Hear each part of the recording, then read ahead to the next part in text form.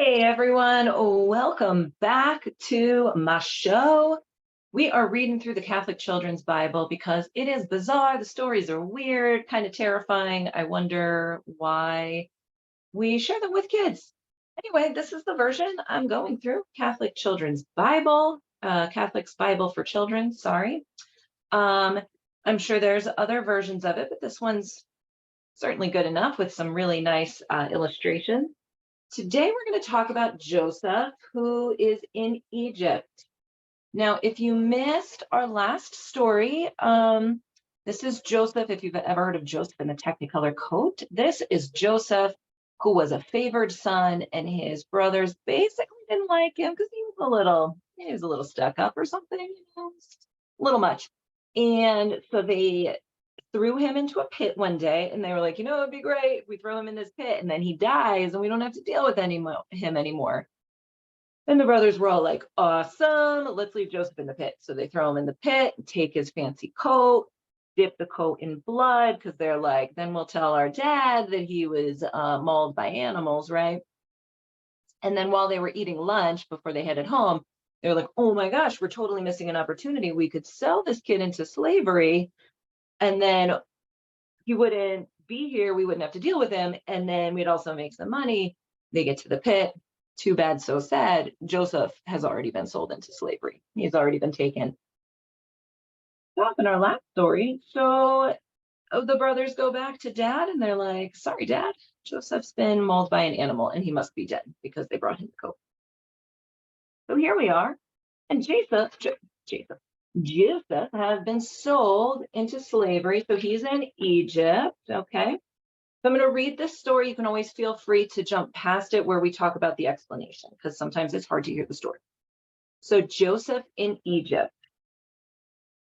The Ishmaelite merchants carried Joseph down to Egypt. They sold him to Potiphar, the captain of Pharaoh's guard. At first, he treated the young man kindly, but then, egged on by his wife, he had him thrown into prison. Joseph remained calm, however, for he trusted in God, who protected and inspired him. He even gave him the ability to interpret other prisoners' dreams. Interesting.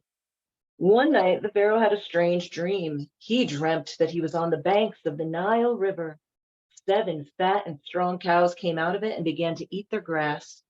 After them, 7 thin and bony cows came out and ate the first cows. Another strange dream followed the first one. 7 stalks of wheat sprang out of one stem. They were full and healthy. 7 other stalks sprang out after these, thin and dried up, and those later ones ate the first ones. Pharaoh looked for someone who could interpret these dreams. He was told that there was a certain prisoner named Joseph who was able to interpret dreams. He said, and he had him led before him. When Joseph heard about the dreams, he said, your dreams mean that after 7 bountiful years, there will be 7 years of famine in Egypt. Oh, Pharaoh, you should name a wise manager who you can store up the extra food in the good years so that the people will not die from hunger. Pharaoh answered, you will be my manager. Fancy that. Joseph got busy, and during the good years, he collected grain in the storehouses so that during the coming famine, no one would die from hunger in Egypt. There was also famine in other countries as well, including the country where Jacob lived, his dad.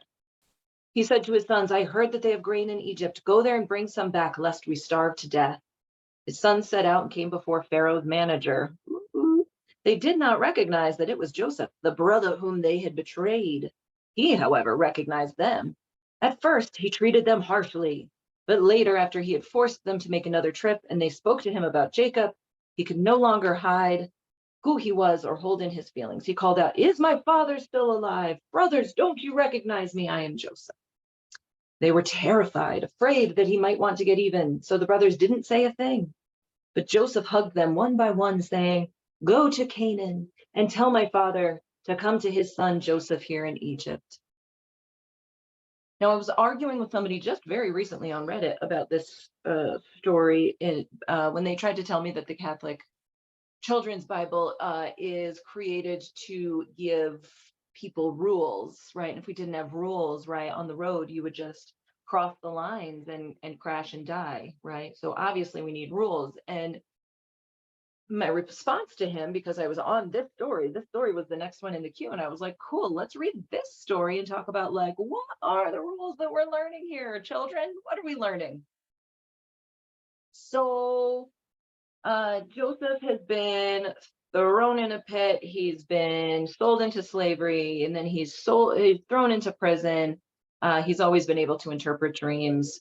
And so the Pharaoh pulls him out of prison and gives him this fancy job. And because he can basically tell the future, he does really well at his job and is successful. And then his brothers come and he hugs them and forgives them like ASAP. Okay. Um, So I'm not sure what we're supposed to learn here. Like, what are the rules we're supposed to follow? I'm assuming, right, it's because Joseph was so determined to never lose his faith, right? I'm assuming we're supposed to learn from this. Don't lose your faith. If you keep your faith, you will be rewarded. That's always an interesting idea in all of these stories, except that the truth is, Joseph was part of this chosen family that we've talked about before, right? The lesson is be chosen by God at birth to be a special person, and then don't lose faith, and your faith will be rewarded, right? Because don't forget, Joseph was given the ability to interpret dreams. He was born into this blessed family that God decided, and we've talked about it in previous videos, they do shitty things, excuse my language, they do terrible things, but they are constantly rewarded because they are in this family, not because of any other reason. So, what is it that we're learning in this story?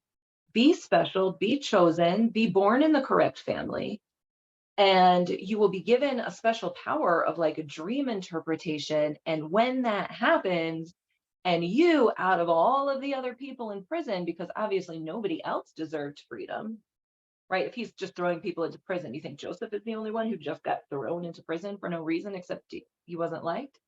So he, of all of those people, was again chosen because of the special power God gave him, because he was in this special family, was chosen to be let out and interpret this dream, and then given the special job where he could be successful because of the special power he was given. What does that have anything to do with me reading this story? Am I born into this chosen family? I don't know, maybe like that, like through it, like whatever. Except that like these folks are Middle Eastern, so probably not. So I probably am not in this bloodline. And I don't have any special dream interpretation. Sorry, folks. I mean, I can pretend. I can hella pretend. I'm pretty good at that. But I don't actually have any special powers. So if I have a horrible, terrible life and just keep having faith that God's gonna like help me out, this has nothing to do with me. Oh, why am I going to get let out? I don't have special dream interpretation powers that are going to tell me the future, to like tell me which stocks to buy so that I'm successful, and then I can like have revenge on my brothers who threw me into prison. I don't know, right? You tell me. I would love to hear, what are we supposed to learn? What did you learn? What did you learn from this story when I read this to you? Very curious what it is that we are supposed to glean from this story, Joseph in Egypt. And I will be reading next. Join me for, we're going to start talking about Moses. And we all know Moses. There's lots of good stories when it comes to Moses. These are actually ones that I remember from childhood. And I'm curious what the stories are. I've got like the images in my head of, Joseph being put into the river and found, all of that. We'll get to it. Talk to y'all soon.